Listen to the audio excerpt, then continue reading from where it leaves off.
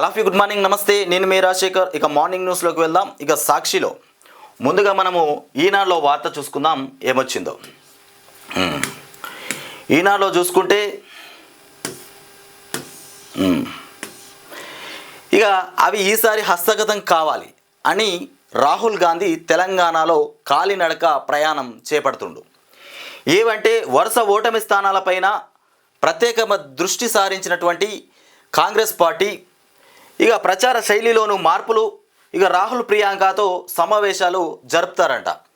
ఇక ప్రత్యేకమైనటువంటి సమావేశాలు నిర్మిస్తూ ఇక రాహుల్ ప్రియాంకతోని సమావేశాలు జరపబోతున్నటువంటి రాహుల్ గాంధీ ఇక ఆదిలాబాద్ ఉమ్మడి జిల్లాలో 10 నియోజకవర్గాలకు గాను ఇక ఆసిఫాబాద్ మినహా మిగిలినటువంటి 9 స్థానాల్లో ఆదిలాబాద్, సిఫార్పు, ఇక సిర్పూర్, ఇక బోతు, నిర్మల్, ఇక ముతోల్, ఇక ఖానాపూర్, మంచిర్యాల, బెల్లంపల్లి, చెన్నూరు కాంగ్రెస్కు వరుసగా గత 3 ఎన్నికల్లో కొన్నింటిలో అంతకు మించి ఓటములే ఉన్నాయి. ఇక కామారెడ్డి జిల్లా బాన్సువాడలో 24 మినహా ఇక్కడ చూస్తే మనము ఇక్కడ ఓటమి స్థానాలు వచ్చేసి ఆదిలాబాదు ఉమ్మడి జిల్లాలో 10 నియోజకవర్గాలకు గాను ఉన్నాయంట. వాటిపైన ఫోకస్ పెడుతున్నటువంటి రాహుల్ గాంధీ ఇక పెద్ద సభల కన్నా ఇంటింటికి వెళ్ళి కాంగ్రెస్ 6 గ్యారంటీ హామీలను వివరించేటువంటి యాత్రలపైన ఎక్కువగా దృష్టి పెట్టాలని పార్టీ నిర్ణయించింది. ఇక ఇటీవల జడ్చర్లలో రోడ్ కార్నర్ సమావేశంలో పాల్గొన్న రాహుల్ గాంధీ ఇక ఈ 9 స్థానాల్లో ఆదిలాబాదు, సిర్పూరు, బోతు, నిర్మల్, మతోల్, ఖానాపూరు, మంచిర్యాల, బెల్లంపల్లి, చెన్నూరు కాంగ్రెస్కు వరుసగా గత 3 ఎన్నికల్లో ఓటమి చేకూరినటువంటి ఈ ప్రాంతాలలో కాలినడకన నడుస్తూ రాహుల్ గాంధీ మొత్తానికి విజయం వైపు వెళ్తున్నట్టుగా చెప్తుండు. ఇంకోటి ఏంటంటే రాహుల్ ప్రియాంకతోని సమావేశాలు ఏర్పాటు కూడా చేస్తామని చెప్తున్నటువంటి రాహుల్ గాంధీ ఇక తనతో పాటుగా ఇక్కడ రేవంత్ రెడ్డి కూడా మనం చూస్తున్నాం.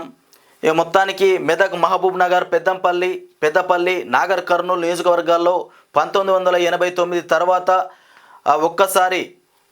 ఒక్కసారి నెగ్గలేదు. ఇక భువనగిరి, ఇబ్రహీంపట్నంలోనూ ఇక 1983 తర్వాత విజయం దక్కలేదు అని చెప్తున్నటువంటి సంఘటన ఇది. ఇక హైదరాబాద్ పార్లమెంటు నియోజకవర్గ పరిధిలో ఉన్నటువంటి చార్మినారు, ఇక యాకుత్పుర, చంద్రాయనగుట్ట, ఇక బహదూర్పుర, ఇక మలక్పేట, ఇక కార్వాన్ తదితర స్థానాల్లోనూ 3 సార్లు అంతకు మించి ఓటములు ఉన్నాయి. ఇక మొత్తానికి కాంగ్రెస్ పార్టీ విపరీతమైనటువంటి ఓటమి పాలే అయ్యింది తెలంగాణ రాష్ట్రంలో. కానీ ఈసారి ఏంటంటే కాంగ్రెస్ పార్టీ ఈసారి బలంగా అభ్యర్థులు బీజేపీ నుండి, బీఆర్ఎస్ పార్టీ నుండి కాంగ్రెస్లో చేరడం వల్ల వాళ్ళ లోపల ఏంటంటే కాంగ్రెస్ పార్టీ తప్పకుండా గెలుస్తుందనేటువంటి ధీమాతోని రాహుల్ గాంధీ, రేవంత్ రెడ్డి ఉన్నారు. ఇక్కడ అందరూ ఓట్లు నామినేషన్లు వేసిన తర్వాత ప్రతి ఒక్కరు కూడా ప్రచారం చేస్తారు, ఇంకా ఇంటింటికి తిరిగి డబ్బులు వంచడం ఇలాంటివి చేస్తారు కదా. కానీ ఒక వ్యక్తి ఒక వెరైటీ చేస్తుండు. ఏంటంటే కర్రసాము చేస్తూ ఓట్లు రాబడుతుండట. కర్రసామును చేస్తూ ఓట్లు రాబడుతున్నటువంటి వ్యక్తి ఇక ఓట్ల కోసం అభ్యర్థుల మాటలు గారడీలు చేయటం, ఇక విమర్శల బాణాలు సంధించటం మామూలే. భారీగా వెళ్ళి నామినేషన్లు వేసి బలగాన్ని ప్రదర్శించటము ఇక సహజమే. కానీ జగిత్యాల జిల్లా ధర్మపురి భాజపా అభ్యర్థి అయినటువంటి సోగాల కుమారు 2 అడుగులు ముందుకేసి నామినేషన్ సందర్భంగా తానే స్వయంగా రంగంలోకి దిగి ఇలా కర్రసాము ప్రదర్శించారు. ఇక ఇది ఇక్కడ జగిత్యాల జిల్లా ధర్మపురిలో భాజపా అభ్యర్థి చేస్తున్నటువంటి కర్రసాము. ఈ కర్రసాము చేస్తూ ఓట్లు అడుగుతుండట. ఇది కొత్త రకమైనటువంటి ప్రచారం. ఈ ప్రచారము ఇప్పుడు అందుబాటులోకి వచ్చింది. కొత్త రకంగా కర్రసాము చేసుకుంటా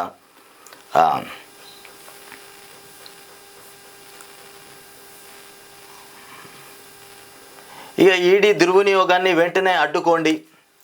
ఇక్కడ ఈడీ దుర్వినియోగాన్ని వెంటనే అడ్డుకోండి అంటే ఈసీని కలిసి ఫిర్యాదు చేసినటువంటి కాంగ్రెస్ ప్రతినిధి బృందం 5 రాష్ట్రాల అసెంబ్లీ ఎన్నికల నేపథ్యంలో కేంద్ర ప్రభుత్వం ఆదేశాల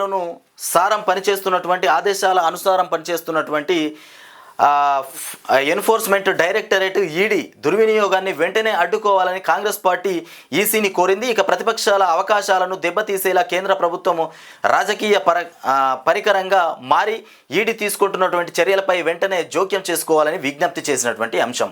మొత్తానికి ఈడీ దుర్వినియోగం పైన వెంటనే అడ్డుకోండి అంటూ ఈసీకి కలిసినటువంటి కాంగ్రెస్ పార్టీ బృందం అంటూ మనం ఇక్కడ చూస్తున్నాం, ప్రతినిధి బృందం. ఇక కుల సమీకరణాలే గెలుపు పాచికలు. ఇక రాజస్థాన్లో వార్త మనం చూస్తున్నాం. ఇక్కడ కుల సమీకరణాలే గెలుపుకు పాచికల్లాగా పనిచేస్తున్నాయని చెప్తుండ్రు. ఇక రాజస్థాన్ రాజకీయాల్లో కులాలది కీలక పాత్ర పోషిస్తుంది. మొత్తానికి ఇక విజయం సాధించే వ్యూహాల్లో భాగంగా పార్టీలు అక్కడి కుల సమీకరణ పైన ప్రధానంగా దృష్టి సారించాయి. ఇక ఆయా వర్గాల ఓటర్లను గంపగుత్తగా ఆకర్షించేందుకు ప్రయత్నిస్తుంటాయి. ఇక రాజస్థాన్లో కుల సమీకరణాలే గెలుపు పాచికలుగా మార్చుకున్నటువంటి రాజకీయ పార్టీలు. ఇక ఇంకోటి 96వ పడిలోకి ఎల్కే అద్వానీ, అంటే 96వ పుట్టినరోజు జరుపుకుంటున్నటువంటి ఎల్కే అద్వానీ. ఇక అడ్వానీతో మాట్లాడుతున్నటువంటి ప్రధాని మోదీ, ఇక రక్షణ మంత్రి రాజ్నాథ్ సింగ్, కేంద్ర హోంమంత్రి అమిత్ షా కూడా ఇక్కడ పాల్గొన్నారు. ఇక జన్మదిన శుభాకాంక్షలు తెలిపినటువంటి ప్రధాని మోదీ, కేంద్ర మంత్రులు. మొత్తానికి 96వ పడిలోకి ఎల్కే అడ్వానీ వెళ్ళడంతో ఇక్కడ జన్మదిన శుభాకాంక్షలు తెలిపినట్టుగా మనం చూస్తున్నాం. ఇక నితీష్ ఇంతగా దిగజారుతారా, నితీష్ మొత్తానికి ఇంతగా దిగజారుతారా అంటూ మనం వార్త చూస్తున్నాం. ఇక క్షమాపణలు చెప్పినటువంటి నితీష్. ఇక మహిళను అవమానిస్తారా, బీహార్ సీఎం వ్యాఖ్యలపైన మోదీ ధ్వజమెత్తారు. బీహార్ సీఎం మహిళలను అవమానించడం పైన ఇక మోదీ ధ్వజమెత్తిండ్రంట. ఇక ఇండియా నేతలు ఖండించకపోవడం పైన ఆగ్రహం వ్యక్తం చేసిండు.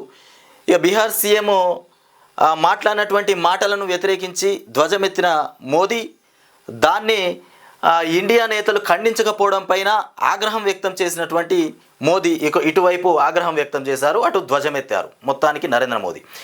ఇక జనాభా నియంత్రణ పైన మాట్లాడుతూ మహిళలపై బీహార్ సీఎం నితీష్ కుమార్ చేసిన వ్యాఖ్యలపై ప్రధాని మంత్రి నరేంద్ర మోదీ ఇక తీవ్ర ఆగ్రహం వ్యక్తం చేశారు. సీఎం దిగజారి ప్రవర్తించారని వ్యాఖ్యానించారు. ఇక నితీష్ వ్యాఖ్యలను ఇక విపక్ష ఇండియా కూటమిలోని పార్టీలు ఖండించకపోవడం పైన మండిపడ్డారు. బుధవారం మధ్యప్రదేశ్లోని ఇక గుణలో ఎన్నికల ర్యాలీలో ప్రధాని ప్రసంగిస్తూ ప్రతిపక్షాల అహంకార కూటమిలో ఇక అగ్రనేత అయినటువంటి ఆయన నిన్న శాసనసభ మహిళలను ఉద్దేశించి అసభ్య పదజాలం ఉపయోగించారు. ఇలాంటి మాటలను వాడటం పట్ల వారికి సిగ్గుగా అనిపించడం లేదా అంటూ ఆ కూటమిలోని ఏ ఒక్క నేత కూడా నితీష్ మాటలను ఖండించలేదు. ఇక ఈ రకంగా మాట్లాడినటువంటి నితీష్ మాట్లాడినటువంటి మాటలకు మొత్తానికి నితీష్ క్షమాపణలు చెప్పిండంట. దీనిపైన నరేంద్ర మోడీ కూడా ఆగ్రహం వ్యక్తం చేసిండు.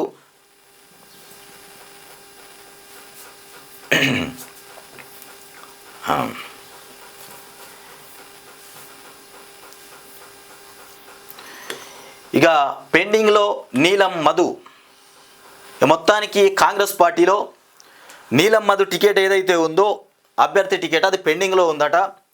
ఇక బీఫామ్ ఇంకా ఇవ్వనప్పటికీ టికెట్ కేటాయించినందుకు కృతజ్ఞతగా గాంధీ భవన్ వద్ద సోనియా చిత్రపటానికి క్షీరాభిషేకం చేస్తున్నటువంటి నీలం మధు అనుచరులు. ఇక నీలం మధుకి ఇప్పటి వరకు కూడా టికెట్ ఇవ్వలేదట. ఆ టికెట్ ఇవ్వనందుకు గాంధీ భవన్ వద్ద సోనియా చిత్రపటానికి క్షీరాభిషేకం చేస్తున్నటువంటి నీలం మధు. ఈ కాంగ్రెస్ పటాన్ చేరు అభ్యర్థిత్వం పైన నిర్ణయం ఇంకా వాయిదా పడింది.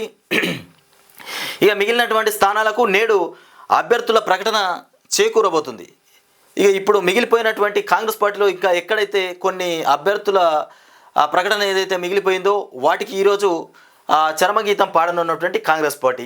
ఇక మూడో జాబితాలో ప్రకటించిన కొందరు అభ్యర్థుల పేర్లపైన నిరసనలు వ్యక్తం కావడంతో ఇక దిద్దుబాటు చర్యలపైన కాంగ్రెస్ ఇక అధిష్టానం దృష్టి సారించింది. ఇక పటాన్ చేరు అభ్యర్థిగా ప్రకటించినటువంటి నీలం మధు బుధవారం బీఫామ్ కోసము గాంధీ భవన్కు రాగా అప్పుడే ఇవ్వద్దని వేచి చూడాలని అధిష్టానం చెప్పింది. ఇక నీలం మధు గాంధీ భవన్కు రాగానే బీఫామ్ ఇస్తారేమో అనుకున్నారు, కానీ బీఫామ్ ఇవ్వలేదట. ఆయన కొంత సమయం కేటాయించాలంటూ చెప్పినటువంటి మాట. మొత్తానికి అతనికి ఇక బీఫామ్ ఇస్తారా ఇవ్వరా అనేది అయితే చూడాలి. ఇక మొత్తము 119 అసెంబ్లీ నియోజకవర్గాలకు గాను 114 స్థానాలకు కేటాయించినటువంటి టికెట్లు అభ్యర్థుల పార్టీ ప్రకటించింది.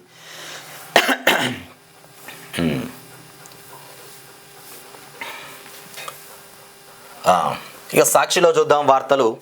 సాక్షిలో చూస్తే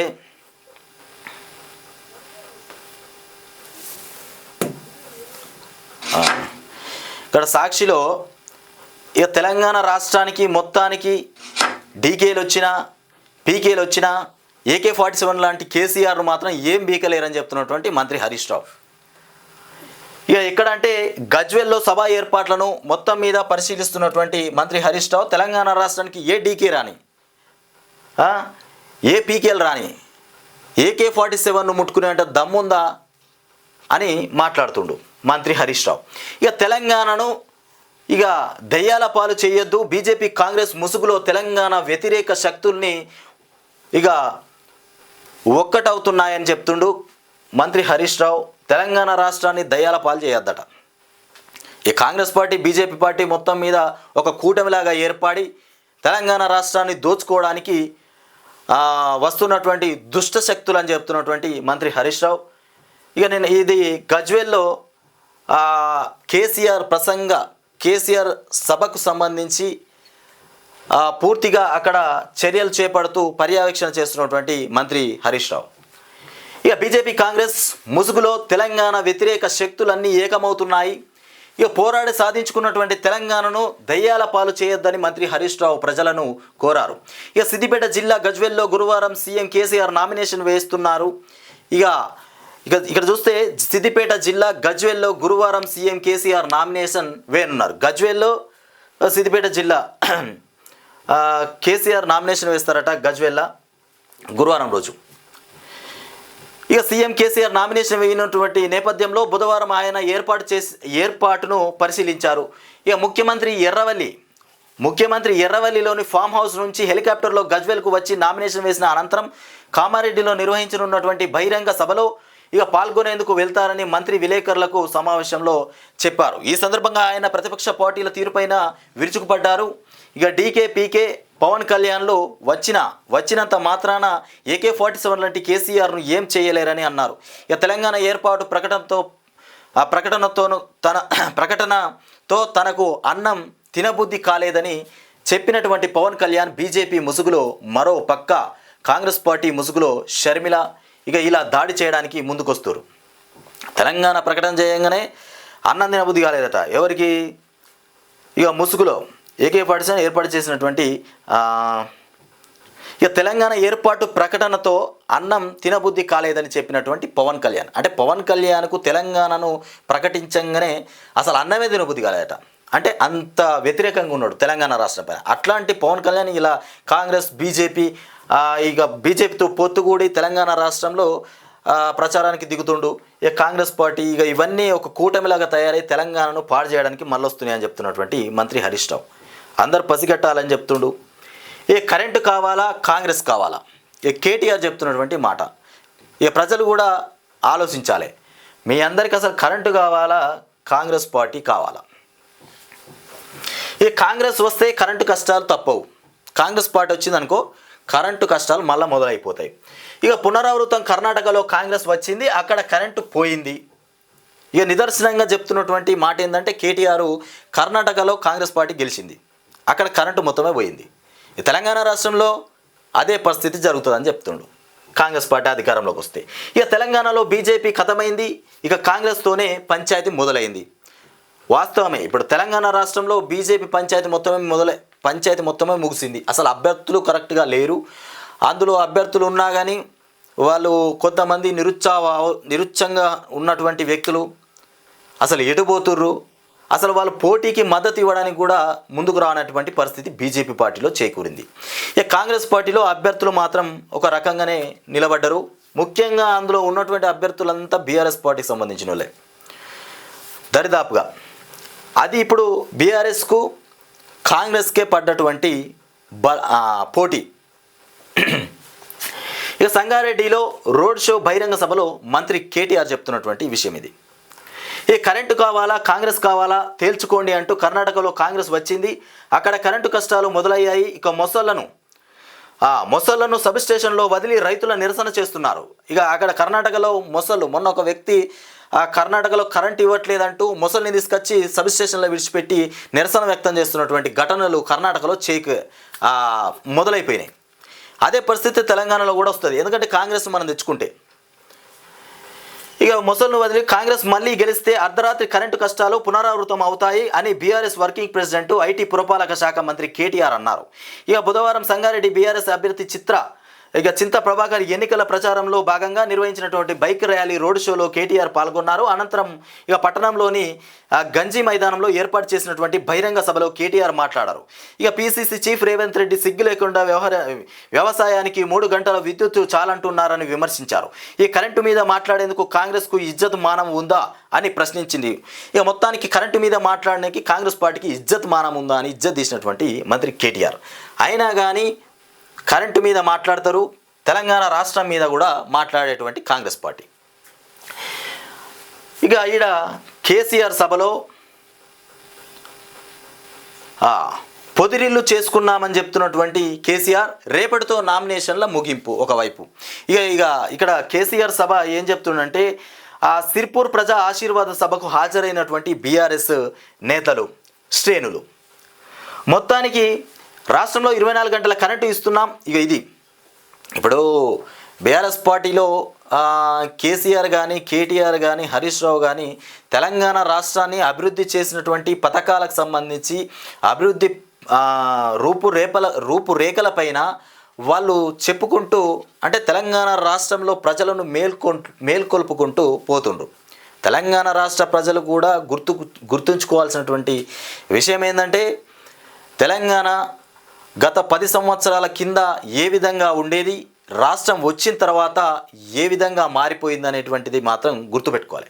తెలంగాణ రాష్ట్రంలో అనేకమైనటువంటి పథకాలను, అనేకమైనటువంటి అద్భుత ప్రదర్శనలకు సంబంధించి తెలంగాణ రాష్ట్రంలో తీసుకురావడం జరిగింది. ప్రజలకు అనుకూలంగా అనేకమైనటువంటి పథకాలు తీసుకొచ్చినటువంటి పార్టీ ఇక బీఆర్ఎస్ పార్టీ. అందులో ముఖ్యంగా కేసీఆర్ తీసుకున్నటువంటి కేసీఆర్ ఎంత చర్య తీసుకున్నాడంటే రాష్ట్రం పైన ఇక మీరే గమనించాలి. ఇక రేపటితో నామినేషన్లు ముగియనున్నాయి. ఇక రేపు నామినేషన్లు ముగిసిపోతాయట. ఇక ఇవ్వాలనే ఏమన్నా ఉంటే అంటే ఇవాళ కూడా భారీగా నామినేషన్లు దాఖలు చేస్తారు. రేపు కూడా భారీగా వేయబోతున్నారు. రేపు కేసీఆర్ నామినేషన్ వేయబోతుండంట. ఇక రాష్ట్ర శాసనసభ ఎన్నికల్లో కీలకమైనటువంటి నామినేషన్ల ఘట్టం శుక్రవారంతో ముగియనుంది. ఇక గురువారం ఏకాదశి సుముహూర్తం ఉండటంతో పెద్ద సంఖ్యలో నామినేషన్లు వేయనున్నారు. ఈ మేరకు అధికార ప్రతిపక్ష పార్టీల అభ్యర్థులు ఏర్పాటు చేసుకున్నారు. ఇక బీఆర్ఎస్ అధినేత అయినటువంటి ముఖ్యమంత్రి కె చంద్రశేఖర్ రావు గురువారం ఉదయం 11 గంటలకు గజ్వేల్ నియోజకవర్గంలో, మధ్యాహ్నం 2 గంటలకు కామారెడ్డిలో నియోజకవర్గంలో నామినేషన్లు వేస్తారని ఇప్పటికే బీఆర్ఎస్ పార్టీ ప్రకటించింది. మొత్తానికి బీఆర్ఎస్ పార్టీలో కేసీఆర్ గురువారం రోజు నామినేషన్ వేయనున్నారట. 11 గంటలకు గజ్వేల్లో నామినేషన్ వేస్తారు. ఆ తర్వాత 2 గంటలకు కామారెడ్డి నియోజకవర్గంలో నామినేషన్ వేయబోతున్నటువంటి కేసీఆర్. ఇక సభలో సాయంత్రం ఇక పార్టీ ప్రకటించింది. అదే రోజున సాయంత్రం ఇక 4 గంటలకు కామారెడ్డిలో ఏర్పాటు చేసినటువంటి సభ ఏదైతే ఉందో బహిరంగ సభలో ముఖ్యమంత్రి కేసీఆర్ ప్రసంగించనున్నారు. ఇక సిరిసిల్లాలో మంత్రి కేటీఆర్, సిద్దిపేటలో మంత్రి హరీష్ రావు కూడా గురువారమే నామినేషన్లు వేయనున్నట్టు పార్టీ వర్గాలు తెలిపాయి. అంటే ఇవాళ నామినేషన్లు వేస్తారు. హరీష్ రావు, కేసీఆర్ నామినేషన్లు వేస్తారట. ఇక ఇక్కడ గజ్వేల్, కామారెడ్డిలో కేసీఆర్ బహిరంగ సభ, ఇక కేటీఆర్ సిరిసిల్లాలో, హరీష్ రావు సిద్దిపేటలో సభలు నిర్వహించి నామినేషన్లు దాఖలు చేస్తారట. మంత్రి హరీష్ రావు కూడా గురువారమే నామినేషన్ వేస్తుండు. ఇక ఇక్కడ చూసుకుంటే కేసీఆర్ పైన కామారెడ్డి స్థానంలో పోటీ చేసేందుకు టీపీసీసీ అధ్యక్షుడు రేవంత్ రెడ్డి శుక్రవారం నామినేషన్ వేయనున్నారు. అయితే రేవంత్ రెడ్డి కేసీఆర్ పైన దిగుతుండు కదా. ఇవాళ కేసీఆర్ నామినేషన్ ఇస్తే రేపు రేవంత్ రెడ్డి నామినేషన్ ఇస్తాడట. ఏది కామారెడ్డిలో. ఇక బీజేపీ కాంగ్రెస్లో కొన్ని సీట్లు పెండింగ్లో ఉన్నాయి. ఇప్పటికే ప్రధాన పార్టీలోని కొందరు అభ్యర్థులు నామినేషన్లు వేశారు. ఇక బీఆర్ఎస్ అభ్యర్థులంతా ఖరారు కాగా బీజేపీ నుంచి ఇంకా 11 సీట్లు, కాంగ్రెస్ పార్టీ 4 సీట్లకు అభ్యర్థుల ఎంపిక జరగనుంది. మొత్తానికి బీఆర్ఎస్ పార్టీలో ఒక క్లారిటీ ఏంటంటే అక్కడ నామినేషన్లు పూర్తయిపోతున్నాయి. బీఆర్ఎస్ పార్టీలో ఇవాళ నామినేషను రేపు పూర్తి అయిపోతుంది నామినేషన్ల వేయడం.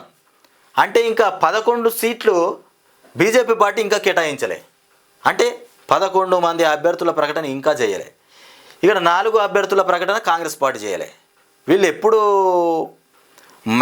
వాళ్ళ మైండ్ ఎప్పుడు షార్ప్ కావాలి, ఎప్పుడు నామినేషన్ వేసుకోవాలి, ఎవరికి వస్తుంది అనేటువంటి భావన మాత్రము ఇక వాళ్ళ గుండెల్లో భయం పుట్టే పరిస్థితి అయితే ఏర్పడ్డది.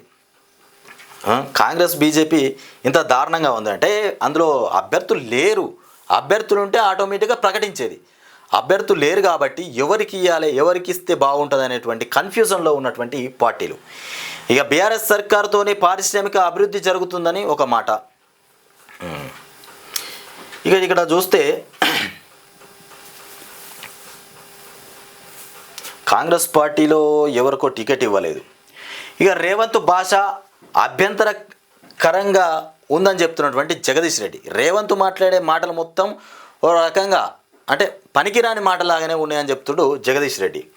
ఇక రాష్ట్రంలో ముఖ్యమంత్రి చంద్రశేఖర్ రావు పట్ల టీపీసీసీ అధ్యక్షుడు రేవంత్ రెడ్డి వాడుతున్నటువంటి భాష అత్యంత అభ్యంతరకరంగా ఉందని ఇక మంత్రి జగదీష్ రెడ్డి ధ్వజమెత్తారు. ఇక తెలంగాణ భవన్లో ఎమ్మెల్యేలు ఇక కంచర్ల భూపాల్ రెడ్డి, చిరుమూర్తి లింగయ్యతో కలిసి బుధవారం ఆయన మీడియా సమావేశంలో మాట్లాడారు.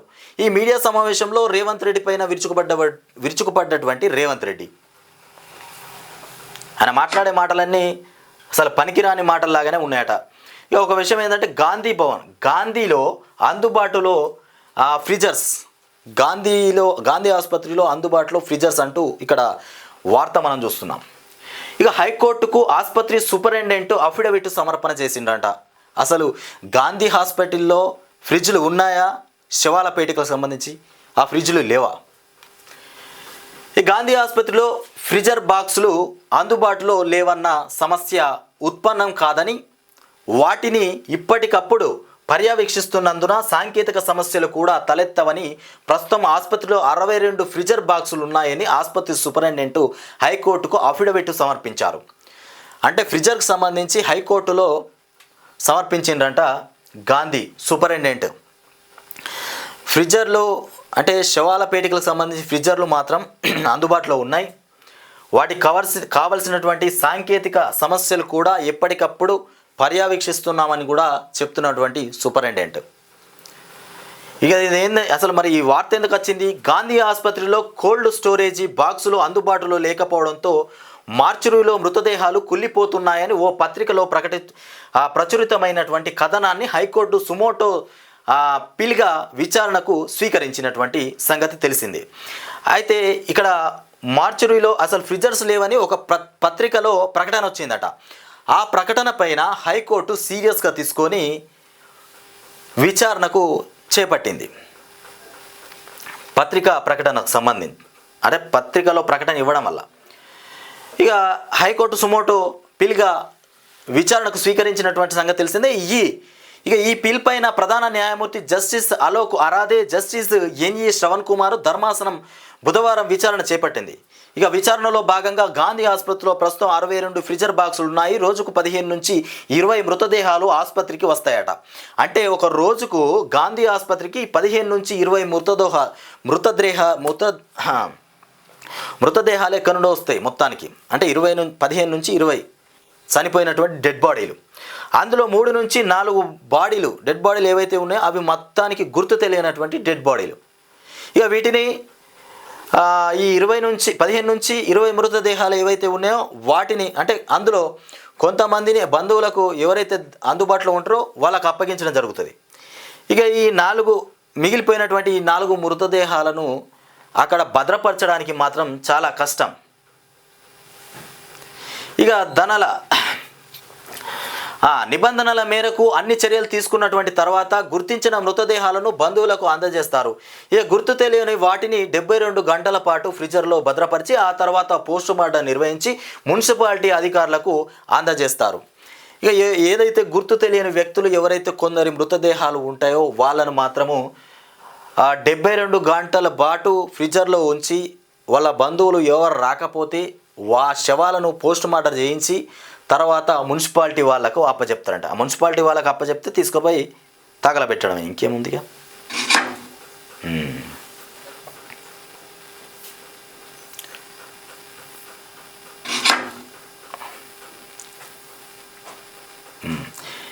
ఇక్కడ ఆదిలాబాద్లో అమెరికాలో ఖమ్మం యువకుడు మృతి. ఈ రాష్ట్రంలో సిపిఐ పార్టీ కూడా ఒక మేనిఫెస్టో విడుదల చేసింది. రైతులకు సంబంధించి రైతులకు ఎకరాకు 20,000 పెట్టుబడి సాయం అందిస్తామని చెప్తున్నటువంటి సిపిఐ పార్టీ ఇక మేనిఫెస్టోను విడుదల చేయడంలో పార్టీ జాతీయ ప్రధాన కార్యదర్శి అయినటువంటి డాక్టర్ కె నారాయణ, ఇక చిత్రంలో అజీజ్ పాషా, ఇక కూనంనేని చాడా వెంకటరెడ్డి తదితరులు ఈ ప్రకటన చేయడంలో పాల్గొన్నారు. ఇక ఒకేసారి రైతులకు 2 లక్షల రూపాయలు రుణమాఫీ చేస్తామని కూడా ఈ సిపిఐ పార్టీ చెప్తుంది. ఇక రైతుకు పెట్టుబడి సాయానికి ఎకరాకు 20,000 ఇవ్వాలని సిపిఐ ఎన్నికల మేనిఫెస్టోలో పొందుపరిచింది. ఇక ఒకేసారి రైతులకు 2 లక్షల వరకు పంట రుణమాఫీ, రైతు శ్రేయస్సు కోసం 5,00,000 కోట్లతో ఆ ధరల స్థిరీకరణ, ఇక నిధి వృద్ధ రైతు, ఇక దంపతులకు 57 ఏళ్ళు దాటినటువంటి రైతులు, వృద్ధ రైతులు, వృద్ధాప్యపు ఎవరైతే ఉంటారో వాళ్లకు 10,000 పెన్షన్ ఇవ్వాలని నిర్ణయించింది. అంటే సిపిఐలో ప్రతి ఒక్కటి కూడా కాంగ్రెస్, బీజేపీ వాళ్ళు, బీఆర్ఎస్ వాళ్ళు చేస్తున్నటువంటి మేనిఫెస్టోల కంటే కూడా ఎక్కువనే పెడుతురు. మొత్తానికి 10,000 రూపాయలు పెన్షన్ ఇస్తారట, వృద్ధాప్య పెన్షన్. ఇక ఆర్థిక సాయం, హైదరాబాద్లో 200 గజాల ఇంటి స్థలం కేటాయింపు, ఇక ఇంట్లో ఒకరికి ఉద్యోగం. ఇక హైదరాబాద్లో 200 గజాల ఇంటి స్థలం కేటాయింపు, ఏది పేదవాళ్ళకి, ఇంట్లో ఒకరికి ఉద్యోగం. ఇలాంటి ప్రకటనలు చేసుకుంటూ పోతున్నటువంటి సిపిఐ. ఇక ఇల్లు లేనటువంటి పేదలందరికీ ఇళ్ల స్థలాలు, వారు ఇల్లు నిర్మించుకోవడానికి 10 లక్షల ఆర్థిక సహాయం కూడా అందజేస్తామని చెప్తుంది. ఈ పార్టీ చెప్పే మాటలు ఓడబట్టించుకుంటాడు తెలంగాణ రాష్ట్రంలో. కానీ ఇదో మేనిఫెస్టో ఉన్నాయే కొట్టుమిట్టాడుతున్నాయి.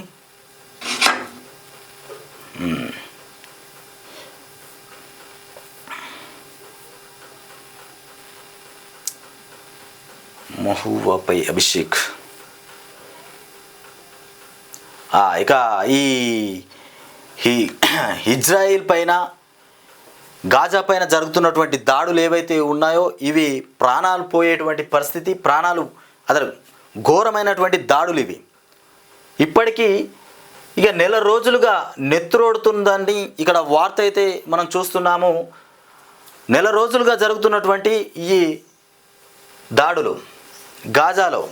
ఇక గాజా పైన ఇజ్రాయెల్ వైమానిక దాడులు ఎగబడుతున్నాయి. సాధారణ నివాస ప్రాంతాలపై క్షిపణుల ప్రయోగము. ఇక గాజా స్ట్రిప్ చిన్నపిల్లల శ్మశానంగా మారుతోంది. గాజా మొత్తము చిన్నపిల్లల శ్మశానంగా మారుతోందట. ఇజ్రాయెల్స్ వాళ్ళు దాడులు చేస్తున్నారు గాజా పైన. ఇక ఐక్యరాజ్య సమితి ప్రధాన కార్యదర్శి ఆంటోనియో ఆందోళన వ్యక్తం చేస్తుండ్రు. ఇక